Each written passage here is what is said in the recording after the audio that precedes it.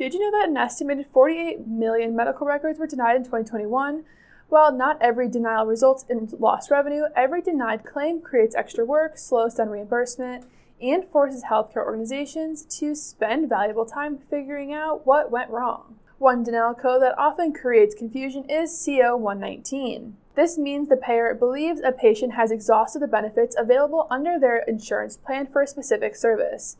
In simple terms, the insurance company is saying the patient has reached a coverage limit and additional services are no longer eligible for reimbursement under the terms of the policy. This denial is especially common when patients receive ongoing treatment over an extended period of time. For example, a patient recovering from surgery may attend physical therapy for several weeks or even months. At the beginning of treatment, everything may have been covered as expected, but many insurance plans place limits on the number of visits they will pay for each year.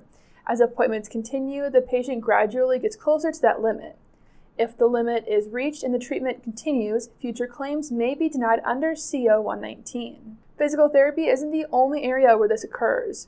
Occupational therapy, speech therapy, behavioral health services, chiropractic care, and other recurring treatments can also be affected by benefit limitations. The longer a patient receives care, the more important it is to understand how much coverage remains available. One of the challenges is that patients and providers aren't always aware that a coverage limit is approaching.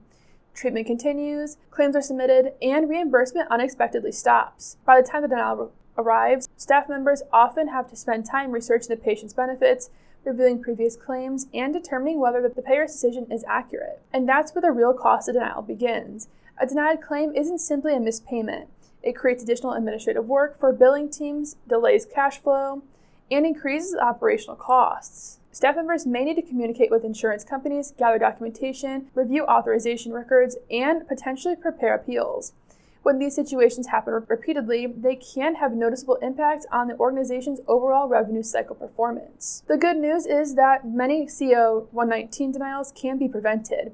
One of the most effective strategies is through benefit verification before treatment begins. Understanding visit limits, authorization requirements, and annual maximums and coverage restrictions allows providers to identify potential reimbursement risks early. Monitoring benefits throughout a patient's treatment plan is equally important, especially when services are being delivered over a long period of time.